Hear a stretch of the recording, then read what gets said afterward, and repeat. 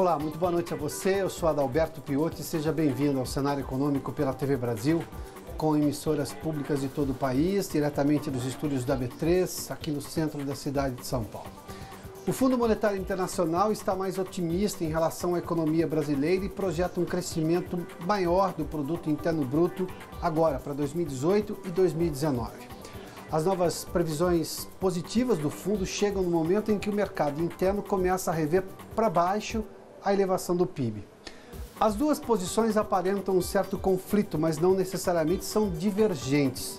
O que o FMI faz é uma reavaliação, uma revisão para cima do crescimento do Brasil. O fundo sempre é mais moderado, cauteloso nas suas previsões. O que nós temos visto nas pesquisas semanais do Banco Central, em que mais de 100 analistas são ouvidos no Boletim Focus, é uma revisão para baixo das estimativas mais altas de evolução da economia brasileira.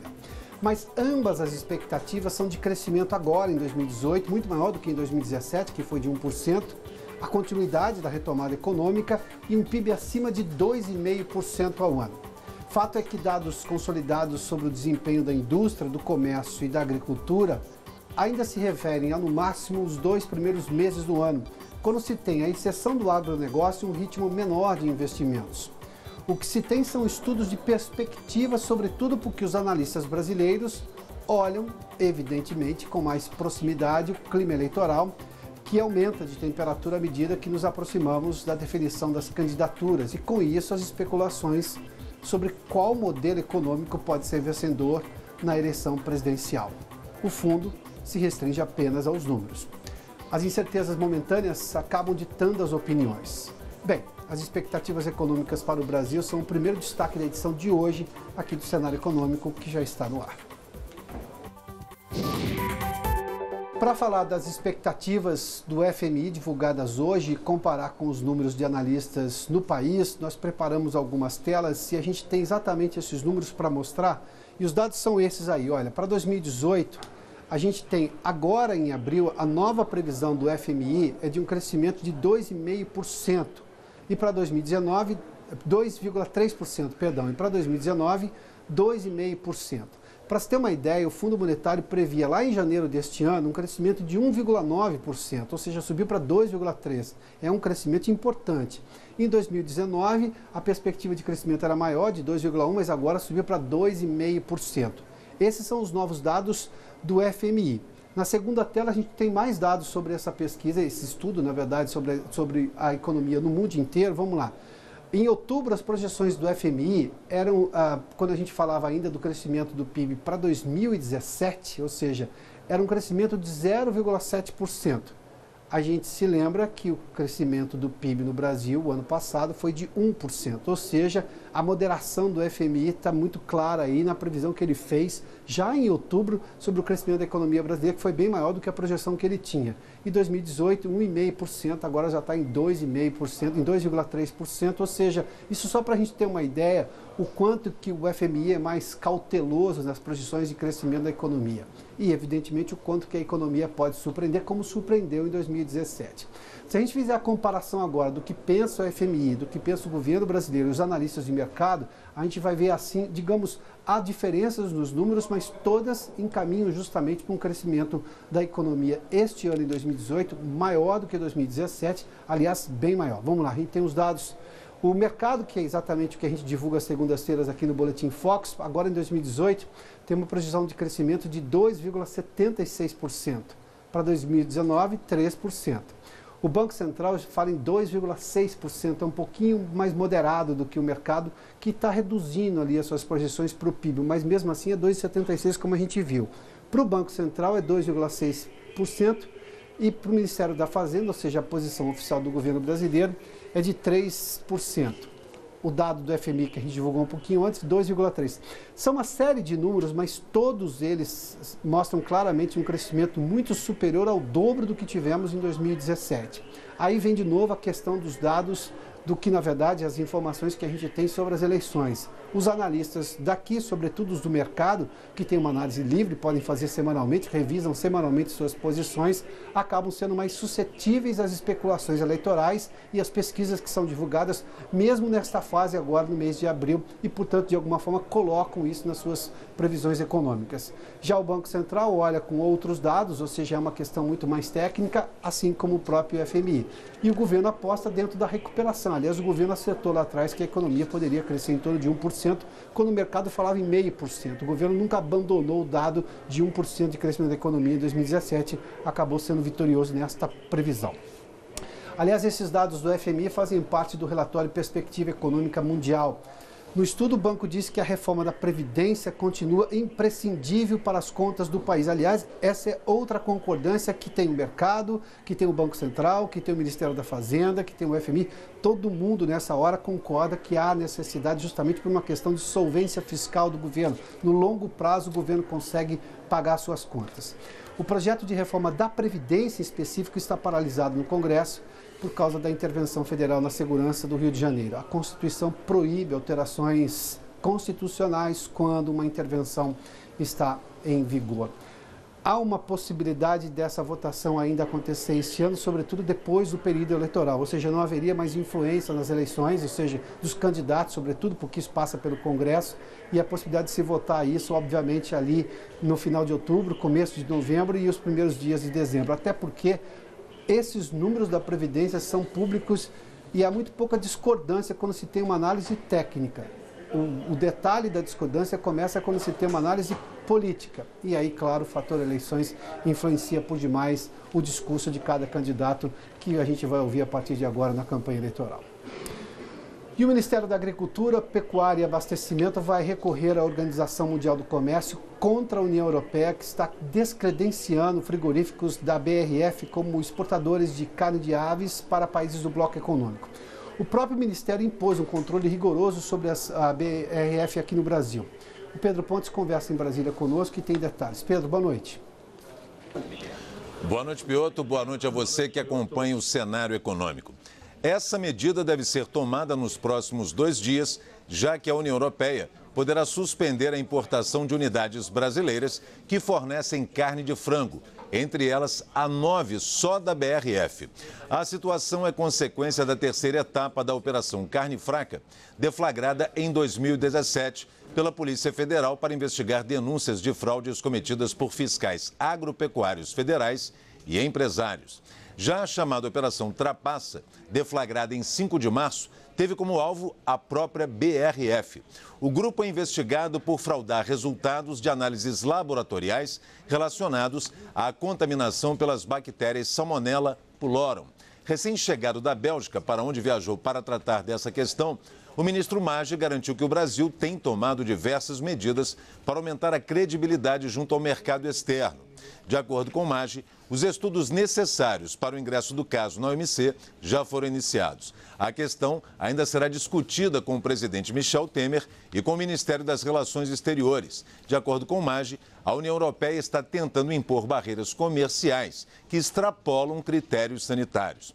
O Brasil atualmente pode exportar para a União Europeia mais de 21.600 toneladas de frango in natura sem impostos. Além dessa cota, mais de 171 mil toneladas de frango in natura com adição de 2% de sal. Sobre esses produtos, são cobrados 15,4% de impostos. De acordo com a Associação Brasileira de Proteína Animal, o Brasil é o maior exportador de carne de frango do mundo, mas as vendas para a União Europeia têm apresentado sucessivas quedas. Da redação da TV Brasil, Pedro Pontes, para o Cenário Econômico. Muito obrigado, Pedro. E quase 80% de todo o mercado de crédito no Brasil, ou seja, na hora de se fazer um empréstimo, você vai recorrer normalmente, a maior parte pelo menos, recorre a apenas 4 bancos. A concentração bancária elevada no país é apontada como um problema para a redução dos juros cobrados dos consumidores, a falta de competição no setor, né? O Banco Central divulgou hoje o relatório de estabilidade financeira que mostra que o lucro médio dos bancos também cresceu. Os dados todos são do ano de 2017, agora evidentemente fechado. Vamos lá. E isso chama atenção. Tem duas colunas ali, tanto 2007 e 2017, para fazer um comparativo ao longo do tempo, nos 10 anos ali. E quando a gente fala do mercado de crédito e de depósito. Para você ter uma ideia, em 2017, Itaú, Bradesco, Banco do Brasil e Caixa Econômica, que são exatamente os 4 bancos que têm quase 80% hoje do mercado de crédito, lá atrás, quando você tinha mais bancos no país, detinham 54,6% do mercado de crédito. Hoje, eles detêm 78,5%, agora em 2017. Ou seja, um avanço enorme ali na concentração bancária, sobretudo no crédito.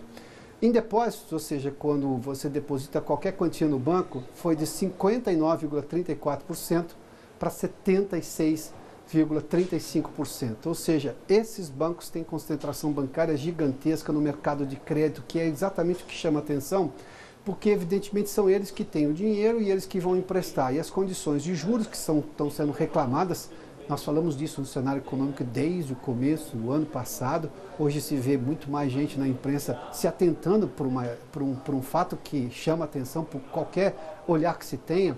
Agora, esses bancos têm essa concentração e esse tem sido um grande entrave para se baixar os juros, apesar de a taxa Selic ter caído bastante nos últimos tempos, nos últimos 2 anos, sobretudo, de se ter hoje, por exemplo, a liberação do compulsório. Compulsório é uma coisa que os bancos reclamaram, porque todo depósito que você faz no banco, antes você tinha 40% tem que depositar no Banco Central, fica ali no Banco Central.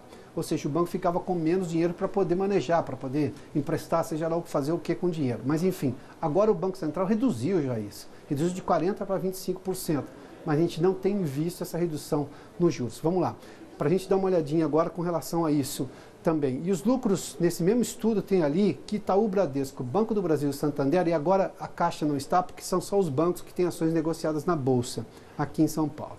Vamos lá. O lucro em 2016 foi de 50 bilhões e 300 milhões. Agora em 2017 foi de 57,6 bilhões de reais. Isso tudo é uma alta de 14,6%, ou seja, é só a eficiência do setor administrativo dos bancos ou os juros absurdos que eles cobram nos empréstimos são responsáveis também por essa performance gigantesca de lucro dos bancos? A Caixa Econômica, só para você ter uma ideia, em especial, teve um crescimento de 202%, chegou a 12 bilhões e meio de lucro da Caixa Econômica. Mas enfim, nós estamos vendo aí, a pergunta que se faz é, isso é eficiência dos bancos? Ou nós temos exatamente ali a questão dos juros que tem feito com que os bancos ganhem mais, numa transferência de riqueza, talvez sem nenhuma comparação na história, que se tem tanto do setor produtivo quanto das famílias que vão lá emprestar no banco. Aliás, o Banco Central informa que tem tomado medidas para reduzir os juros, assumindo o fato de que as taxas cobradas pelos bancos no Brasil não têm caído num ritmo apropriado. A diferença só na modalidade de cheque especial pode variar entre 20% ao ano e 526% ao ano. De 20 a 526, dependendo do banco. E os maiores bancos brasileiros, desses que nós falamos há pouco, estão entre os que cobram as maiores taxas. Nós temos outra tela para mostrar isso daí. Está ali, os juros do cheque especial, para você ter uma ideia. O Banco Inter é o primeiro ali, cobra pouco mais de 20% ao ano. O último banco ali é o Banco Mercantil, que tem 526% de taxa. Só que neste meio a gente tem, sobretudo aquelas barras ali em rosa ou vermelho, dependendo ali, é Bradesco, a Caixa Econômica, Banco do Brasil, Itaú e Santander, que tem taxas que variam ali de quase 300% até 420% no caso do Santander. Ou seja, esses bancos ainda estão cobrando taxas abusivas no cheque especial, apesar de todas as medidas para tentar baixar.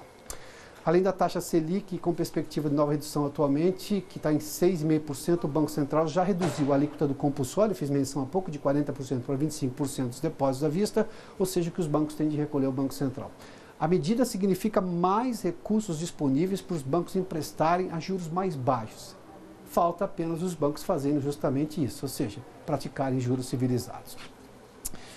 Em março, o valor dos aluguéis de imóveis residenciais registrou a 4ª alta consecutiva. Os dados foram calculados pela FIPE, a Fundação Instituto de Pesquisas Econômicas. O repórter Maurício de Almeida está no Rio de Janeiro e conversa conosco. Maurício, boa noite. Olá, Piotr, boa noite. A FIP analisou anúncios de imóveis para aluguel residencial em 15 cidades brasileiras e constatou uma alta de 0,54% no mês de março em comparação com o mês de fevereiro. Esta foi a quarta alta consecutiva. Agora, nesse ano, os aluguéis registram uma alta de 1,47%. Quando pegamos o acumulado dos últimos 12 meses, o aumento é de 0,30%. Os aluguéis no mês de março subiram em 12 das 15 cidades pesquisadas. Onde o aluguel subiu mais foi em Goiânia, com uma alta de 1,85%. Já onde ele caiu mais foi em Niterói, aqui no Rio de Janeiro, uma queda de menos 0,32%. O aluguel mais caro do país continua sendo o de São Paulo, seguido do Rio de Janeiro. Piotr.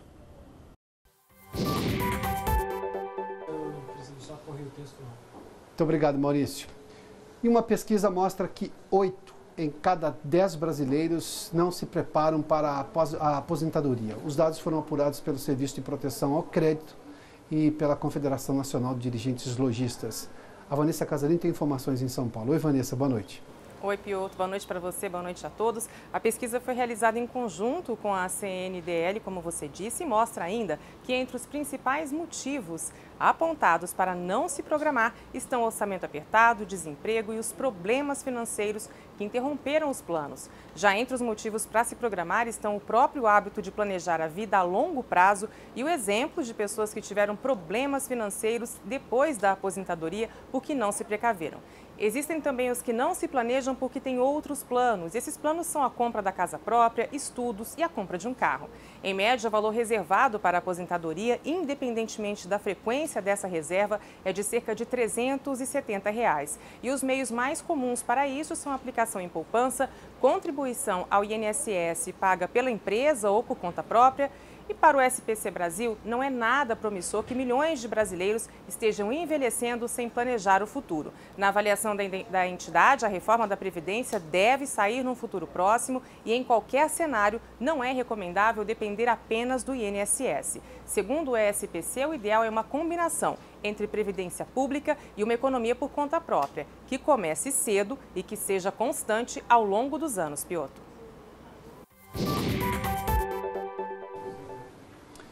Muito obrigado, Vanessa. Bom, daqui a pouco nós temos os números do mercado financeiro em mais um dia de alta da Bolsa. A gente volta em instantes aqui com o cenário econômico.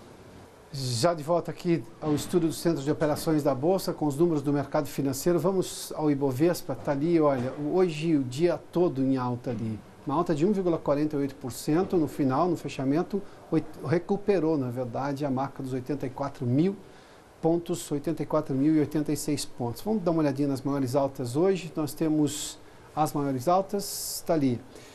Bradespar, aliás, Bradespar que teve quedas nos últimos tempos, Energias BR e Copel ali, com altas acima, quase de 3% para cima ali praticamente. E o dólar comercial hoje tem a seguinte cotação, vamos ao dólar comercial, uma queda de 0,12% a R$ 3,40. Nós estamos falando de um dólar extremamente sobrevalorizado ainda, né? E as vendas do comércio em São Paulo começaram o mês de abril com alta. A notícia vem justamente no momento em que os números da economia do começo do ano questionavam o tamanho do crescimento do PIB agora em 2018. A Vanessa Casalino volta a conversar conosco. Vanessa. Piotr, foi um crescimento de 3,6%, considerado moderado, mas com números melhores que os de 2017, um período que depois de fortes retrações, aí o setor começou a reagir com a liberação do FGTS. Isso segundo a avaliação do próprio setor. De acordo com o balanço, as vendas à vista caíram 4,8% na primeira quinzena de abril de 2018, resultado do calor, que fez com que os consumidores adiassem as compras de outono e inverno. Já as vendas a prazo tiveram um crescimento de 12%, puxadas pelos bens duráveis, como eletrodomésticos e eletroeletrônicos. Uma alta motivada pela compra de televisores, impulsionada pela proximidade da Copa do Mundo. Mas, segundo as associações, tem ainda as razões econômicas, quedas de juros, alongamento de prazos e recuperação da massa salarial. Piotr. Muito obrigado, Vanessa. A economia brasileira tem se diversificado e buscado inovação nesse momento pós-crise, sobretudo em novos negócios que são captados pelas startups que chegam justamente nesse momento em que empresas e serviços convencionais buscam maior eficiência e produtividade. O diretor executivo da Associação Brasileira de Startups, Rafael Ribeiro, é novamente meu convidado aqui no Cenário Econômico. Rafael, obrigado pelo convite mais uma vez. Como é que está esse momento das startups? Porque nós estamos num momento completamente diverso. A primeira vez que você veio aqui foi logo no começo do ano passado. Sim. A gente ainda estava no momento de qual vai ser o tamanho da recuperação num ano pós-crise, que foi 2017. Mas e agora? O que está chamando a atenção nesse mercado de startups? Eu acho que o ponto focal é que a gente não achava que tão cedo a gente teria os primeiros unicórnios, né, no Brasil, que são as startups que valem mais de 1 bilhão. Então, startups de 1 bilhão? 1 bi de valuation, né, que as startups passam a valer. E pela primeira vez a gente no Brasil passa a ter 3 startups assim. Então, a gente teve o primeiro sucesso com a 99 Táxi, com o Nubank e com PagSeguro. Então, isso só impulsiona mais para que... Vamos lá. 99 Táxi de mobilidade. Mobilidade. Que é um grande problema no mundo inteiro, sobretudo nas grandes cidades. Exatamente. Mas isso acontece no mundo inteiro. Meios de pagamento, no caso do Nubank. Nubank é cartão de crédito e PagSeguro meio de pagamento também. Meio de pagamento. Meio de pagamento. Setor financeiro também. Isso mostra o quanto o mercado vem crescendo de fato. Exatamente, em áreas que as pessoas estavam reclamando e perdendo as esperanças, já que o método convencional já não estava agradando. Não, e é muito legal a gente falar, porque a gente vinha falando que o mercado de startups vinha dando salto, vinha se superando, cada número vinha realmente... a gente vinha acreditando que os números poderiam impactar nisso, mas não tão cedo. Os Estados Unidos, de fato, demorou 40 anos para ele ter os primeiros unicórnios. No Brasil, a gente está falando de startups nos últimos 7 anos. Então, isso mostra o quanto, de fato, realmente a gente cresceu depois de 7 anos, né? A gente começou a falar de startups em 2011, então 7 anos depois a gente passa a ter os nossos primeiros unicórnios. Então, ver o quanto, de fato, realmente a velocidade que essas startups estão imprimindo, um ritmo forte e o quanto o mercado vem crescendo. Mas vamos pegar o caso, por exemplo, do Nubank, que está reclamando dos grandes bancos em relação a alguns serviços que tentam ali fazer uma concorrência desleal. Aliás, a concorrência está exatamente no Conselho de Acompanhamento e Desenvolvimento Econômico, o CAD. Quer dizer, qual é o ambiente brasileiro para essas empresas avançarem? Porque se eu tenho uma startup que é unicórnio, como a Nubank, que já vale mais de 1 bilhão, mas está reclamando do modelo anterior que de alguma forma prejudica os negócios dela, qual é esse ambiente? É exatamente, eu acho que as startups elas vêm para desburocratizar. Vêm com uma maneira diferente de pensar, com uma maneira nova de agir e vai esbarrar num processo burocrático nosso que é pensado anos atrás. E a gente precisa, de fato, pensar novas maneiras, porque a gente não vai conseguir impulsionar esses negócios se a gente continuar usando da mesma forma, as mesmas, não conseguir desburocratizar, usando as mesmas formas que pensávamos anos atrás. A gente está pensando diferente, a gente está agindo diferente, está vindo com inovação, com novas formas, e se a gente continuar pensando com a cabeça de anos anteriores, a gente realmente vai perder e não vai conseguir inovar em setores como o próprio setor financeiro. Você fez menção, antes da gente conversar aqui, da gente começar a entrevista, que já há mais gente interessada. Você fez menção do Itaú, aliás, para falar do sistema financeiro, do Bradesco. O que são essas iniciativas? Eu acho que o Itaú tem uma iniciativa muito legal com o Cubo, que é um espaço onde que hoje reúne mais de 50 startups lá dentro, uma iniciativa super interessante, o Bradesco com o InovaBra apoiando startups, e a gente vê não só do setor financeiro, mas a gente vê outras iniciativas como o Braskem, uma série de... A Renault, em Curitiba, também apoiando startups, trazendo startups para poder inovar parte do seu processo. Então, a gente está vendo um movimento muito grande de Open Innovation, que a gente fala, né? Que são das grandes empresas trazendo inovação, trazendo as startups para poder inovar parte do seu processo. E eu acho que isso agora vai crescer cada vez mais, porque startup, quando a gente sempre fala, é reduzir custo, ganho de produtividade, agilidade. E o que fazem o Itaú e o Bradesco nesse mercado? Eles aportam recursos ou eles só são incubadoras de negócios ali? O Itaú hoje ele é parte de um processo de realmente alavancar os negócios dessas startups, apresentando clientes, não necessariamente fazendo aporte de grana, mas muitas das vezes contratando essas startups, porque hoje a gente sempre diz que o melhor investimento para a startup é cliente, é o melhor investimento. Então, eu acho que a aproximação com essas grandes empresas pode promover isso para as startups, clientes. Base de dados, informação, hoje que essas startups demorariam muito tempo para conseguir conquistar. Até porque, normalmente, a gente é muito jovem que não tem currículo para mostrar. Exatamente. Não tem tempo de atuar, não necessariamente currículo, mas tempo de atuação no mercado. Sim. Que é normalmente a primeira exigência para se contratar uma empresa. Já falamos disso tempos atrás. Já falamos disso. Pede uma série de documentações. Pede para um menino que tem uma grande ideia, com 19 anos, me dá seus 5 anos para as 10 empresas que já prestou serviço. Não, mas eu só tenho 19 anos. É muito complicado essa parte.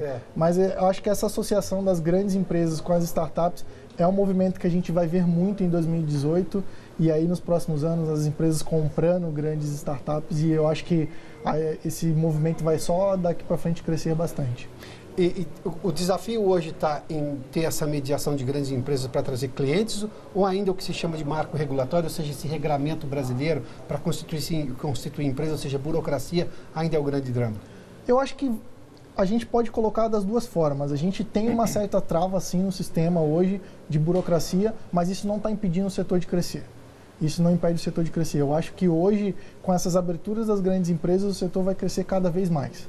Então, antes a gente tinha essa barreira de entrada, que era as startups conseguir prestar negócio para as grandes empresas. Agora que a gente passa a ter alguns cases de sucesso, aí eu acho que agora a gente começa a ganhar uma outra velocidade. Ou seja, ter uma grande empresa fazendo essa mediação, isso já começa a facilitar o trabalho. Muito. E de alguma forma começa a ter receita. Exatamente. Né? O negócio só sobrevive se tiver receita. Exatamente.